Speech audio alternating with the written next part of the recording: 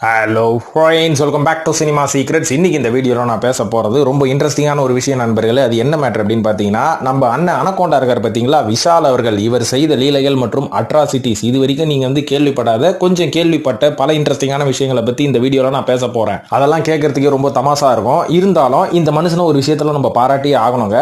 ஏன்னா என்னதான் கிறுக்குத்தனமாக பண்ணாலும் அவர் செய்யக்கூடிய நிறைய விஷயங்களில் போல்டாக டிசிஷன் எடுத்து உடனே இறங்கி செய்யறது தான் இவரோட தனிப்பட்ட ஒரு சிறப்பு அப்படின்னு நான் சொல்லுவேன். என்னதான் பல சர்ச்சைகள்ல சிக்கினாலும் கூட விஷால் அவர்கள் நிறைய விஷயத்தை நேரடியாவே எதிர்த்து போராடி அவர் இந்த லெவல்ல இருக்கிறாரு. ஏன்னா கடந்த ஒரு 20 வருஷமா தமிழ் சினிமாவில் பாத்தீங்கன்னா எத்தனையோ ஹீரோக்கள் வந்தாங்க, வந்ததும் தெரியாம போனதும் தெரியாம பல பேர் காணாம போயிருக்காங்க. ஆனா விஷால் அவர்கள் இந்த நிலைமையில நிக்கிறதுக்கு முக்கியமான காரணமே அவர் செய்த இந்த கிறுக்குத்தனம் தான் அப்படின்ற மாதிரி நான் சொல்லுவேன். ஒரு சில பேர் சொல்லுவீங்க அவர்கிட்ட ஏகப்பட்ட பணம் இருக்குதுங்க அதனாலதான் பண்றாரு. ஏகப்பட்ட பணம் வச்சிருக்கிற எவ்வளவு ஹீரோக்கள் இன்னைக்கு ஒரு கம்பேக் கொடுக்க முடியாம தவித்து நிற்கிறாங்க. ஆனா விஷால் அவர்கள் இந்த மாதிரி கிறுக்குத்தனமான வேலைகளை பண்ணி இன்னும் மார்க்கெட்ல இருக்கிறாரு பாத்தீங்களா, அதுதான் திறமை. இன்னைக்கு இந்த வீடியோல போறதுக்கு முன்னாடி ஒரு தரமான ஆப்பை பத்தி சொல்ல போற நண்பர்களே. வீட்ல இருந்தே அழகா நீங்க இந்த ஆப்பை டவுன்லோட் பண்ணி பணம் சம்பாதிக்கலாங்க. அந்த ஆப்போட பேர் தான் 1xBet, அபிஷியல் பார்ட்னர் PSG மற்றும் சிரியா ஏ. இந்த ஆப்பை டவுன்லோட் பண்ணதுக்கு அப்புறம் இதுல ஏகப்பட்ட லைவ் மேட்சஸ் நடக்கும் நண்பர்களே. உதாரணத்துக்கு ஃபுட்பால், கிரிக்கெட், டென்னிஸ் இந்த மாதிரி ஸ்போர்ட்ஸை சொல்லலாம். சோ இதுல இருக்கிற லைவ் மேட்சஸ்ல வரக்கூடிய ஸ்கோர்ஸை நீங்க அழகா பிரெடிக்ட் பண்ணீங்கனாலே ஐபோன், லேப்டாப் மற்றும் கேஷ் பிரைஸ் வின் பண்றதுக்கான வாய்ப்புகள் நிறையவே இருக்குது. இந்த ஆப்ல ஏகப்பட்ட கேம்ஸும் இருக்குப்பா. அந்த கேம்ஸ் என்னன்னா இந்த crash, crystal, under and over, 21 அப்படின்ற மாதிரி ஏகப்பட்ட இன்ட்ரெஸ்டிங்கான கேம்ஸ் இருக்கு. இதை கூட பிளே பண்ணி நீங்க ஈஸியா சம்பாதிக்கலாம். இது மட்டும் இல்லாம இப்போ ஐபிஎல் வர வரப்போகுது மார்ச் 23ஆம் தேதி. அதனால நீங்க எல்லாம் பயங்கர எக்ஸைட்டடா இருப்பீங்க இல்லையா? அதுக்கு நீங்க என்ன பண்ணணும் அப்படின்னு பாத்தீங்கன்னா, இப்போ நம்ம டிஸ்கிரிப்ஷன்ல ஒரு ப்ரோமோ கோடு கொடுத்துருக்கிறேன். இந்த ப்ரோமோ கோடை யூஸ் பண்ணி ஃபர்ஸ்ட் டைம் டெபாசிட் ஒரு $130 நீங்க ஈஸியா பெற்று விடலாம். அதுக்கு நீங்க இந்த ப்ரோமோ கோடை யூஸ் பண்ணி முதல்ல இந்த ஆப்ல நீங்க ரெஜிஸ்டர் பண்ணணும். இது மட்டும் இல்லாம நீங்க இந்த ஆப்ல வின் பண்ற மணி எல்லாத்தையுமே ரொம்ப ஈஸியா UPI மற்றும் பேங்க் டிரான்ஸ்ஃபர் மூலமா வித்ட்ரா பண்ணிக்கலாம். இதெல்லாம் ரைட்டுப்பா, நீ போற போக்குல சொல்லிட்டு போயிடுவ. இது பத்தி ஏதாவது டவுட்னா நாங்க யாரை கான்டாக்ட் பண்றதுனா 24/7 கஸ்டமர் சப்போர்ட் இருக்கு நண்பர்களே. அவங்கள கான்டாக்ட் பண்ணி எந்த டவுட்டா இருந்தாலும் நீங்க கிளியர் பண்ணிக்கலாம். இதுக்கு மேல எதுக்கு தயக்கம், எதுக்கு டிலே பண்றீங்க? டிஸ்கிரிப்ஷன்ல கொடுத்திருக்கிற லிங்கை கிளிக் பண்ணியோ இல்ல கூகுள்லயே போய் 1xBet டைப் பண்ணியோ நம்மளோட ப்ரோமோ கோடை யூஸ் பண்ணி ஏகப்பட்ட கேம்ஸ் விளையாடுங்க. ஏகப்பட்ட பரிசுகளை அள்ளுங்க நண்பர்களே. சோ இதுக்கு மேல இன்ட்ரடக்ஷனை வளவலன்னு கொடுவானா, கொடுக்காம நேரா வீடியோல போய் அவர் செய்த லீலைகள் மற்றும் அட்ராசிட்டிகள், சில கிறுக்குத்தனமான விஷயங்கள் என்னென்ன அப்படின்றத பத்தி தெள்ளத்திலேயே ஜாலியா பேசுவாங்க. முதலாவதா சொல்ல போறது விஷால் அவர்கள் ஆரம்பிக்க போற பொலிட்டிக்கல் பார்ட்டி ஆரம்பிக்கிறதுக்கு முன்னாடி ஒரு சில வருஷங்களுக்கு முன்னாடி ஒரு தேர்தலில் நின்னார். அது தெரியுமா? ஏன்னா ஒரு 2 சங்கத்துல நின்னதுக்கு அப்புறம் அவருக்கு ஒரு ஓவர் கான்பிடன்ஸ் வந்துருச்சு. வந்ததுக்கு அப்புறம் அவர் என்ன தெரியுமா பண்ணாரு, ஓகே தமிழ்நாடு இனிமேல் நம்ம கையில தான், தமிழ்நாடு நம்ம பின்னாடி தான் இருக்க போகுதுன்னு சொல்லி போய் ஆர்கே நகர் தொகுதியில போய் நின்னாரு. ஆனா அவரோட நாமினேஷன் கூட யாருமே வாங்க மறுத்துட்டாங்க. போய் 2 பெரியவங்க கிட்ட போய் கையெழுத்து வாங்கணும் அப்படின்ற மாதிரி அவரை தொத்தி விட்டாங்க. வெளில வந்தோடனே பிரஸ், மீடியா எல்லாரையும் பார்த்தோன்னா ரொம்ப கொந்தளிச்சிட்டார் மனுஷன்.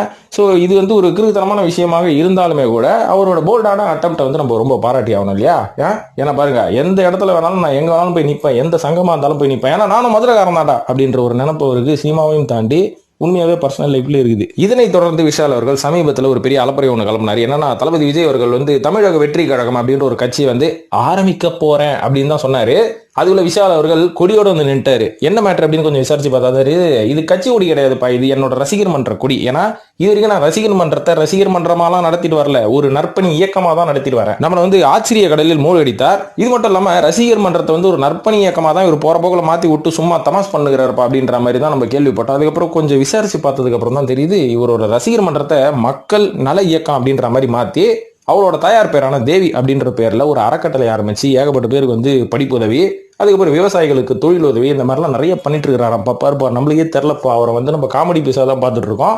இது மட்டும் இல்லாம எந்தெந்த ஷூட்டுக்கெல்லாம் போறாரோ அந்த ஷூட்ல அந்த லொகேஷன்ல இருக்கிற அந்த லோக்கல் பீப்புள் எல்லாம் மீட் பண்ணி அவங்களுக்கு தேவையான உதவிகளை அவ்வப்போது விஷால் அவர்கள் செய்து கொண்டே இருக்கிறார். உதவி செய்யறதுல நான் கர்ணம் மாதிரி அள்ளி கொடுக்கறதுல நான் ஒரு கர்ணம்பா அப்படின்றத விஷால் அவர்கள் மறைமுகமாகவும் காவிக்கிறாரு. நிறைய சோசியல் மீடியாலையும் காமிச்சுக்கிறாரு. ஏன்னா அவர்கிட்ட தான் ஒரு ஐடி விங்க இருக்குது, அதை வச்சு அவர் தன்னைத்தானே ப்ரமோட் பண்ணி கொண்டிருக்கிறார். இருந்தாலும் இந்த மாதிரி நல உதவிகள்லாம் அப்பப்போ செஞ்சுட்டு இருக்காரு. இதெல்லாம் செய்யும் போது ஆட்டோமேட்டிக்கா நம்ம கிட்ட நம்மளுக்கு ஒரு கேள்வி வரும்ல, அரசியலுக்கு வர போறீங்களா அப்படின்னு கேட்டா அதுக்கு ஒரு சூப்பரான பதில் வச்சிருக்காரு. என்னன்னா, அரசியலுக்கு நான் இப்போ வரமாட்டேன், ஆனா ஃபியூச்சர்ல கண்டிப்பா வரும் அப்படின்றாரு. அந்த ஃபியூச்சர் இன்னும் 2 வருஷம் தான் ஆகுது. அப்போ தளபதி அவர்களோட சேர்ந்து போட்டி போடுவாரா, எதிர்த்து போட்டி போடுவாரா? எதிர்த்து போட்டி போட்டா உங்களோட ஓட்டு எந்த தளபதிக்கு? இளைய தளபதிக்கா, புரட்சி தளபதிக்கா அப்படின்றத கமெண்ட்ல போடுங்க. இப்ப இரண்டாவதா செய்த ஒரு அட்ராசிட்டி என்ன அப்படின்னு பாத்தீங்கன்னா, சாப்பிடும் போது சாமி கும்பிடுறது. இதுக்கு வந்து பல பேர் வந்து அவரை நேரடியாகவே கேட்டாங்க. இதுக்கு அவர் கொடுத்தாரு பாருங்க ஒரு பதில். இந்த கேள்வி கேட்டவனுக்கு ஏன்டா கேள்வி கேட்டோம் அப்படின்ற மாதிரி அவனே நொந்து போயிட்டான். ஏன்னா அந்த அளவுக்கு அதுக்கான ஒரு பதிலை சொன்னாரு. அதாவது அவன் என்ன கேட்டான்னு பார்த்தீங்கன்னா, சார் நீங்க போற இடத்துலலாம் இலையில சோறை போட்ட உடனே சாமி கும்பிடுறீங்க, உங்க பக்கத்துல இருக்கிறவனை தின்ட்டு இலை எடுத்துட்டு போயிட்டான், நீங்க இன்னும் சாமி கும்பிட்டுனேங்கிறீங்க, ஏன் இந்த விளம்பரம் அப்படின்ற மாதிரி கேட்டதுக்கு அவர் என்ன சொன்னாரு, கழுத்துல 2-3 மாலை போட்டு இருந்தாரு. இங்க பாத்தீங்களா ஜீசஸ், என் கையில பாத்தீங்களா கருப்பு கயிறு கட்டுனுக்கிறேன், மேல தலையில குல்லா தான் போடல, நான் எல்லா சாமியும் கும்பிடுவேன், எம்மதமோ சம்மதம் தான், அதனால இதை நான் 10 வருஷமா செஞ்சுனுக்கிறேங்க. அப்ப யாரும் வந்து கேமரா போட்டோ எல்லாம் எடுக்கல, ஆனா இப்பதான் எடுத்து இதை பயங்கரமா ட்ரெண்ட் ஆக்கினுக்கிறாங்க அப்படின்ற மாதிரி ரொம்ப வருத்தமா சொன்னாரு. அதோட நிறுத்தியிருந்தா பரவாயில்ல. அதுக்கப்புறம் பாலிடிக்ஸ் பேசினாரு, அரசியல் பேசினாரு, இதுக்கப்புறம் ஃபியூச்சர்ல அமெரிக்காவோட ஜனாதிபதி யாருன்னு பேசினாரு. என்னென்னத்தையோ பேசி இவர் சொல்ற வரைக்கும் அவன் கால் கெடுக்க நின்னுங்கன்னே இருந்தான். ஏன்னா இவர் முச்சாதானே உட்கார முடியும், அந்த அளவுக்கு அவனை வச்சு செஞ்சுட்டார் விஷாலு. இனிமேல் யாராவது கேட்பீங்க சாப்பிட்றதுக்கு முன்னாடி எதனால ப்ரே பண்ற அப்படின்னு கேட்டா உங்களையும் நிக்க வச்சிருவேன். நான் சாம்பார் சட்டி ஊத்துறவனே சாம்பாரை ஊத்த விடாம நிக்க வச்சு உன் கழுத்து அரிப்பேன், கடைசி வரைக்கும் என்ன பைத்தியக்காரனாவே நினைச்சிட்டு இருக்கல நீ அப்படின்ற மாதிரி கேட்க தோணுது. மூன்றாவது சொல்ல போற அட்ராசிட்டி என்னன்னா, இவருடைய டைரக்டர் அவதாரம். சமீபத்துல தான் லண்டனுக்கு பரபரப்பா ஏர்போர்ட்ல இருந்து கிளம்பி போய் அங்க போய் ஏர்போர்ட்ல ஏதோ ஒரு ரெஸ்டாரண்ட்ல உட்காந்துட்டு மூச்சு பிடிக்க ஒரு 3 நிமிஷம் பேசினாரு. ஏன்னா இதுதான் என்னோட முதல் அவதாரம், இயக்குனர் அவதாரம் அப்படின்ற மாதிரி சொன்னாரு. ஆனா இயக்கலாம் தப்பு இல்லை. ஏன்னு கேட்டீங்கன்னா இவரோட சினிமா பயணத்தை ஒரு உதவி இயக்குனராக ஆரம்பிச்சு அப்புறம் ஒரு தயாரிப்பாளராகி, ஒரு நடிகராகி, ஒரு டிஸ்ட்ரிபியூட்டர் ஆகி, அதுக்கப்புறம் எல்லாமாவும் ஆகி, நடிகர் சங்கத்துல ஒரு செயலாளராக ஆகி, தலைவர்னு நினைச்சுக்கிறீங்களா, நாசர் தான் தலைவர், சைலண்ட் தலைவர் அவரு, இவர் செயலாளர் தான், புரியுதா, இவர் தலைவர் ஒன்றும் கிடையாது. இதெல்லாம் பண்ணவர் ஒரு இயக்குனர் ஆகக்கூடாது அப்படின்னு கேட்டீங்கன்னா ஆகலாம், அது உங்க சொந்த கதையில் ஆகணும். அடுத்தவங்களோட கதையை திருடி நீங்க இயக்குனர் ஆகக்கூடாது அப்படின்றது தான் ஒரு பெரிய இயக்குனரோட குமுறல் அப்படின்ற மாதிரி சொல்லுவேன். அது என்ன கதை அப்படின்ற ஒரு பழைய கதையை நம்ம நோடி எடுப்போமா. அதாவது துப்பறிவாளன் 2 அப்படின்னு ஒரு படத்தை வந்து மிஷ்கின் அவர்கள், அதாவது இவரோட அண்ணன் மாதிரி இருக்கிற மிஷ்கின் அவர்களை வந்து இவர் இயக்க சொல்லியிருக்காரு. அதுக்கு மிஷ்கின் அவர்கள் என்ன சொன்னாரு, என்கிட்ட வேற ஒரு சூப்பரான கோயினூர் டைமண்ட் கதை இருக்குது, இந்த கதை வந்து ஒரு பேன் இண்டியா லெவலில் ஒரு சூப்பரான கதை, இதை நான் இப்போ எடுக்க போறேன், இது எடுக்கிறதுக்கு கண்டிப்பா ஒரு 19 to 20 கோடி ரூபா ஆகும், இது ஓகேனா நான் எடுக்கிறேன், ஆனா இப்ப நீ இருக்கிற பினான்சியல் ட்ரபிள்ல இந்த கதையை நான் எடுக்க மாட்டேன், அதனால இதை வந்து நான் துப்பறிவாளன் 3 எடுக்கிறேன், துப்பறிவாளன் 2 அப்படின்றதுக்கு ஒரு 10 கோடி ரூபாய் ஒரு கதை இருக்குது, அதை இப்ப பண்ணிப்போம், அதுதான் உனக்கு சேஃப் தம்பி அப்படின்ற மாதிரி மிஸ்கின்னு வார்னிங் கொடுத்துக்கிறாரு. ஆனா நம்ம அண்ணன் அனகோண்டா என்ன சொல்லியிருக்காரு, நோ நோ நோ நோ, அதெல்லாம் வந்து நம்ம அப்புறம் பாத்துக்கலாம், இப்ப இந்த 20 கோடி ரூபாய்க்கு ஒரு சப்ஜெக்ட் சொன்ன பத்தியா, கோகின் ஒரு டைமண்ட், இந்த கதையை இப்ப பண்ணுவோம், இதை நீ பண்ணியே ஆகணும் உன் தம்பிக்க அப்படின்ற மாதிரி சொல்லியிருக்காரு. ஆனா மிஸ்கின் அவர்களும் ஏதோ ஒரு ப்ரொடியூசர் கிட்ட அந்த கதையை சொல்லி அந்த ப்ரொடியூசரும் வந்து ப்ரொடியூஸ் பண்றேன்னு சொன்னதுக்கு நம்ம அண்ணன் அனகோண்டா என்ன பண்ணிருக்காரு, அந்த ப்ரொடியூசரெல்லாம் தூக்கி போடு, நானே இந்த கதையை ப்ரொடியூஸ் பண்றேன், ஏன்னா இந்த படம் கண்டிப்பா ஓடிடும் அப்படின்ற மாதிரி எனக்கு தெரியுது. ஏன்னா அந்த கதையை கேட்ட உடனே பாத்ரூம்ல போய் 2-3 மணி நேரம் அழுது வெளில வந்து கட்டி பிடிச்சாராம். அது வரைக்கும் மிஸ்கின் என்ன பண்ணியிருந்தாருன்னு தெரியல. அந்த அளவு இந்த கதையை பிடிச்சி போச்சு அப்படின்னு விஷால் அவர்கள் சொன்னனால இந்த படத்தை வந்து மிஸ்கின் அவர்கள் ஆரம்பிச்சிட்டாருப்பா. ஆரம்பிச்சோன்னே என்ன இருக்கு, ஸ்கிரிப்ட் எழுதணும், அந்த ஸ்கிரிப்டை போய் லண்டன்ல உட்காந்து எழுதினாதான் இதோட அந்த பேன் இண்டியா ஃபீல் எனக்கு கிடைக்கும் அப்படின்னு சொல்லி ஒரு 7.5 லட்ச ரூபா ஸ்கிரிப்டுக்கு மட்டும் செலவு பண்ணிக்கிறாரு. அதுக்கப்புறம் பார்த்தீங்கன்னா கிட்டத்தட்ட ஒரு 35 லட்ச ரூபா வரைக்கும் ஒரு மாசத்துல கதை எழுதுறதுக்கு இவங்க எதோ ஒரு செலவு பண்ணிக்கிறாங்க. கிட்டத்தட்ட ஒரு 30 நாள் ஷூட்டிங்கும் போயிடறாங்க. 13 கோடி ரூபாய் காலி. ஆனா விஷால் அவர்கள் என்ன தெரியுங்களா சொல்லியிருக்காரு, 30 நாள்ல இந்த ஆள் 13 கோடி ரூபாய் காலி பண்ணிட்டாங்க, இந்த படத்தோட மொத்த பட்ஜெட்டே வந்து 20 கோடின்னு சொன்னா, ஆனா 30 நாள் ஷூட்டிங்லேயே வந்து 13 கோடி ரூபாய் காலி, இவன் என்ன பண்றது அப்படின்ற மாதிரி சண்டை ஆரம்பிச்சிருக்குது. அதுக்கு மிஸ்கின் தரப்புல இருந்து என்ன சொல்றாங்கன்னு பாத்தீங்கன்னா, ஒரு நாளைக்கு 15 லட்ச ரூபா செலவுங்க ஷூட்டிங்ல, கிட்டத்தட்ட நீங்க 30 நாள் கணக்கு போட்டா கூட ஒரு 4 to 4.5 கோடி ரூபா தான் வரும். நான் வந்து அதுக்கான கணக்கு வழக்கெல்லாம் காமிக்கிறேன், ஆனா இவன் என்கிட்ட இந்த கதையை திருடணும், இந்த கதையை அவனே வந்து டைரக்ட் பண்ணணும் அப்படின்ற ஒரு எண்ணத்துல ஒரு பெரிய சண்டையை கிளப்பி இந்த மாதிரி என்னை ஏமாத்திட்டான், பொறுக்கி பையன் அப்படின்ற மாதிரி மேடைக்கு மேடை மிஸ்கின் அவர்கள் அந்த காலகட்டத்தில் கோவத்தில் இருக்கும்போது திட்டினாரு. இது மட்டும் இல்லாமல் இந்த படத்தை வெளிநாட்டில் ஷூட் பண்ணணும் அப்படின்னா அங்கே ஒரு ப்ரொடக்ஷன் கம்பெனி நீங்கள் ஆரம்பிக்கணும் இங்கிலாண்டில். அதாவது அங்கே வந்து இவங்க என்ன பண்ணியிருக்காங்கன்னு பார்த்தீங்கன்னா புட்லூர் அம்மன் கம்பெனி அப்படின்ற மாதிரி ஒரு கம்பெனி ஆரம்பிச்சு விஷால் ஃபிலிம் ஃபேக்டரியிலேருந்து பணத்தை வந்து டிரான்ஸ்ஃபர் பண்ணி அங்கே இருக்கிற செலவெல்லாம் பார்த்து ஷூட்டிங் பண்ணியிருக்காங்க. நம்மள நான் கேளுங்க, அந்த புட்லூர் அம்மன் கம்பெனிக்கு எவ்வளோ அமௌண்ட் இவர் போட்டிருக்காரு விஷால் ஃபிலிம் ஃபேக்டரியில் அப்படின்றத செக் பண்ணுங்க. அப்போ நான் உண்மை சொல்கிறேன்னா விஷால் போய் சொல்கிறாரா அப்படின்றத நீங்கள் கண்டுபிடிச்சிடலாம் அப்படின்ற மாதிரி 2 பேருக்கும் பெரிய வாக்குவாதம் வந்தது. அதுக்கப்புறம் விஷால் அவர்கள் என்ன பண்ணியிருக்காருன்னு பார்த்தீங்கன்னா, மிஸ்கின் வீட்டு வாசல்ல டெய்லி ஒரு ஆள் அமிச்சு ஒழுங்கா என்ஓசி கொடு, அப்பதான் அந்த படத்தை நான் டைரக்ட் பண்ண முடியும் அப்படின்ற மாதிரி பாலகிருஷ்ணா விசித்ரா அவர்களோட ஹோட்டல் ரூம் ஆரம்பிச்சாரு பாருங்க டெய்லி. அந்த மாதிரி டெய்லி ஒருத்தர் வந்து மிஸ்கின் வீட்டோட கதவை தட்டி என்ஓசி கொடுன்னு கேட்டுருக்காங்க. ஒரு வழியா கொடுத்து தொலைஞ்சதுக்கு அப்புறம் தான் விஷால் அவர்கள் இப்ப டைரக்டர் ஆயிட்டாருப்பா. சோ இதுல இருந்து என்ன தெரியுது, தமிழ் சினிமால கதை திருடல் தானே கேள்விப்பட்டிருக்கீங்க, கதை மிரட்டலை கேள்விப்பட்டிருக்கீங்களா? மிரட்டிய கதையை வாங்கிட்டாரு பாத்தீங்களா, என்ன லெவல் பாருங்க அனகோண்டா. இப்ப அடுத்ததா என்ன சொல்லலாம், நியூயார்க் கேர்ள் அட்ராசிட்டி அப்படின்னு சமீபத்துல இருந்த நியூ இயர் டைம்ல பயங்கரமா வைரல் ஆச்சு. என்னன்னு பாத்தீங்கன்னா, விஷால் அவர்கள் கேப்டன் அவர்களோட இரங்கலுக்கு வர முடியல அப்படின்னு சோகமா ஒரு பதிவை போட்ட அடுத்த நாள் என்ன பண்ணாருன்னு பாத்தீங்கன்னா, ரோட்ல அதுவும் நியூயார்க் வீதியில ஒரு பொண்ணோட நடந்து போனோன்னே ஏய் விஷாலு ஏவா ஏய் அப்படின்ற மாதிரி ஒரு குரல் கேட்டோன்னே டக்குன்னு மங்கி கேப்பை கவுத்துட்டு ஓடி போனாரு. இதை பார்க்கும் போதே எங்களை மாதிரி சினிமாவாசிகளுக்கு அப்பட்டமா தெரிஞ்சு போச்சு, இந்த மனுஷன் வந்து ஏதோ ஒரு கண்டென்ட் ரெடி பண்ணுகிறான், அதனால தான் இந்த மாதிரி அட்ராசிட்டி எல்லாம் யூடியூப்ல கிரியேட் பண்ணுகிறாரு. அதுவும் இந்த வீடியோ ரிலீஸ் பண்ணது யாருன்னு பார்த்தீங்கன்னா ரொம்ப ரொம்ப பிரபலமான ஒரு யூடியூப் சேனல். ஏப்பா நீயே கண்டென்ட் கொடுத்து நீயே வைரல் ஆகிற, அதுக்கப்புறம் எங்களை பார்த்தா நீ கேட்கறல என்ன கலாய்கிறீங்களா அப்படின்ற மாதிரி எனக்கு கேட்க தோணுது. ஸோ மேட்ரு என்னன்னு பார்த்தீங்கன்னா அது வந்து பொய்யான ஒரு பித்தலாட்டமான ஒரு வீடியோன்னு தெரிஞ்சு போச்சு. இதை வந்து ஒரு 3 நாளாக வச்சு ட்ரெண்ட் பண்ணிட்டு இருந்தாங்க. அதுக்கப்புறம் விஷால்கிட்டே கேட்டதுக்கப்புறம் அவரே அதுக்கான பதில் வந்து அவரோட இன்ஸ்டாகிராம் பேஜில் கொடுத்துட்டாரு. என்னன்னு பார்த்தீங்கன்னா அது என் சொந்தக்கார பொண்ணு, வீடியோ எடுத்தவனும் சொந்தக்கார பையன், நாங்கள் இப்படி தான் வருஷத்துக்கு ஒரு தடவை வீடியோ எடுத்து செத்து விளையாடுவோமா அப்படின்ற மாதிரி சில அலப்பறைகளை பண்ணுவோம். உங்களுக்கும் ஒரு 3 நாளைக்கு என்டர்டைன்மெண்ட், டைம் வேஸ்ட்டு, எனக்கு ஒரு பெரிய பப்ளிசிட்டி அப்படின்னு சொல்லி 3 நாள் நம்ம வேலையை பார்க்க விடாம இதை பற்றியே நம்மளை சிந்திக்கிற அளவுக்கு வச்சுட்டாரு. என்ன மாதிரியான ட்ரெண்டிங்கான வைரலான ஒரு வேற என்ன சொல்றது, இவ்வளவுதான் சொல்ல முடியாது, இது மேலே எதுவும் சொல்ல முடியாது.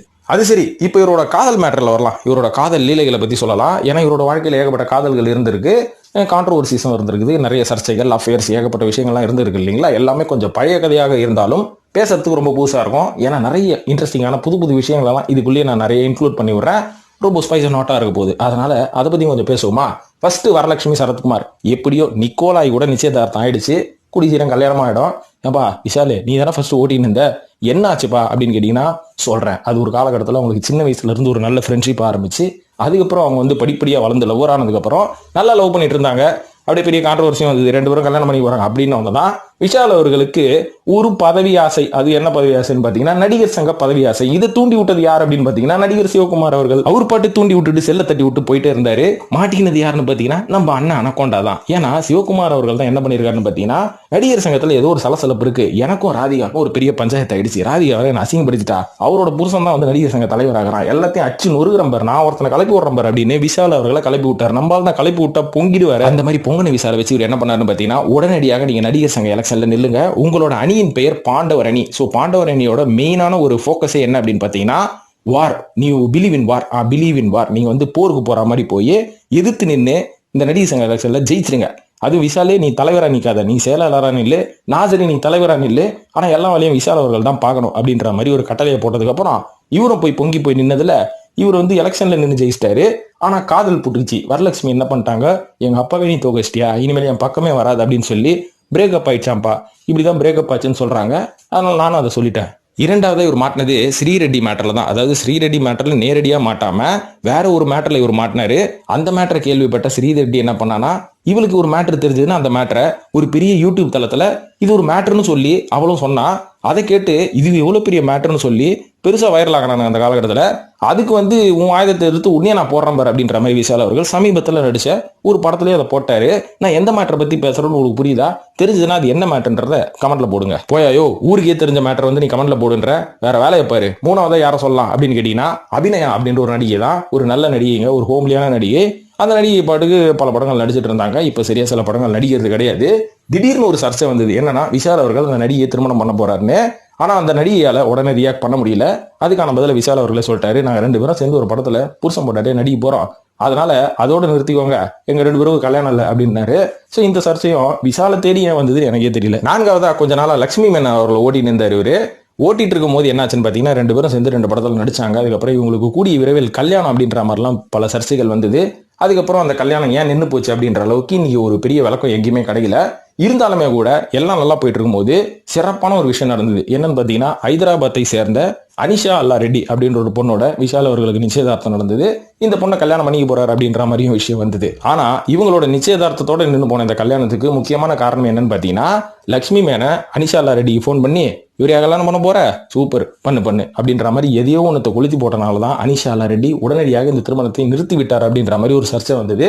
எதுக்கு லட்சுமி மேனனுக்கு இந்த வேலை நம்மளுக்கு தான் ஒன்றும் புரியல. அவங்க ஃபேமிலி மேட்ரு அவ்வளோ டீப்பாக உள்ள போவானாம. இது மட்டும் இல்லாமல் விஷாலுக்கும் ஸ்கூல் படிச்சுன்னுக்கிற, அதுவும் பத்மசேஷாத்ரி ஸ்கூலில் படிச்சுன்னுக்கிற ஒரு 16 வயசு பொண்ணுக்கும் ஒரு லிங்க் அப்படின்ற மாதிரி ஒரு பெரிய நியூஸ் ஒன்று வந்ததுங்க. அது வந்து நானா கலப்பி விடுற நியூஸ் கிடையாது. அது இன்னைக்கும் இன்டர்நெட்ல இந்தியா கிளிட்ஸே உள்ள இருக்குது, நீங்க போய் பாருங்க. அது என்ன மேட்ரு அப்படின்னு பார்த்தீங்கன்னா இவர் வந்து ஒரு 16 வயசு பொண்ணு ஸ்கூல்ல படிச்சு வீட்டில் தங்கி நிற்குது. டெய்லி நைட் ஆனால் அதோட வீட்டு செவுத்தை ஏறி குச்சி வீட்டுக்குள்ள போயிட்டு அதுக்கப்புறம் விடிய காலில் வெளில வருவாராம். இது வந்து அந்த பொண்ணோட பக்கத்து வீட்டில் இருந்த ஒரு பொண்ணு பார்த்துட்டு, ஒரு பொம்பளை பார்த்துட்டு போலீஸ் ஸ்டேஷன்ல மீடியாலலாம் கம்ப்ளைண்ட் கொடுத்துச்சு. அதுக்கப்புறம் பாத்தீங்கன்னா அந்த நியூஸ் பெருசா ஆனதுக்கப்புறம் விஷால் தரப்புல இருந்து எந்த பதிலும் யாரும் அழிக்கல. அதுக்கப்புறம் கொஞ்ச நாள் கழிச்சு அந்த கம்ப்ளைண்ட் கொடுத்த பொம்பளை மேலேயே ஒரு மான நஷ்ட வழக்கு, ஒரு லீகல் நோட்டீஸ் ஒன்று அனுப்பிச்சு அந்த அம்மாவை ஆஃப் பண்ணிட்டாங்க. அது எந்த வீட்டுக்கு அவர் எகிரி குச்சி போனாரு, எந்த பொண்ணை பார்த்தாரு, இவங்க எதனால இவர் மேல கம்ப்ளைண்ட் கொடுத்தாங்க, இவங்க கண்ணில் அவர் எப்படி மாட்டினாரு அப்படின்றது டீட்டெயிலா நம்மளுக்கு தெரியல. டீட்டெயிலா நான் விசாரிச்சுக்கிறேன், அடுத்த வீடியோல கூட சீக்கிரம் போடுறேன். ஆனா இப்படியும் ஒரு விஷயம் நடந்தது நண்பர்களே, அது நீங்க தெரிஞ்சுக்கணும்ல. சோ நம்ம அண்ணன் அனகோண்டா இருக்காருல விஷால் அவர்கள், இந்த மாதிரி ஏகப்பட்ட அட்ராசிட்டிஸ் பண்ணிருக்காரு. அதை இந்த ஒரு வீடியோல அடக்க நான் விரும்பல. இன்னும் பார்ட் 2 பார்ட் 3 அப்படின்ற மாதிரி அள்ளி பிரிச்சுக்கிட்டே போவோம். அடுத்தடுத்த வீடியோல நிறைய பேசுவோம். சோ இந்த வீடியோல விடுபட்ட எனக்கு தெரியாத ஒரு சில விஷயங்களை பார்ட் 2ல நான் கண்டினியூ பண்றதுக்கு முன்னாடி சொல்லணும்னு நினைச்சீங்கன்னா கமெண்ட்ல சொல்லுங்க. நானும் படிச்சு தெரிஞ்சுக்கிறேன், நம்ம நண்பர்களும் படிச்சு தெரிஞ்சுக்கிட்டோம். இந்த வீடியோ பார்த்ததுக்கு நன்றி நண்பர்களே. இது பற்றி உங்களோட கருத்துக்களை கமெண்ட் செக்ஷன்ல போட்டு வழக்கம் போல நம்ம சினிமா சீக்ரெட்ஸையும் சப்ஸ்கிரைப் பண்ணிட்டு ஃபாலோ பண்ணுங்க நண்பர்களே. நன்றி, வணக்கம்.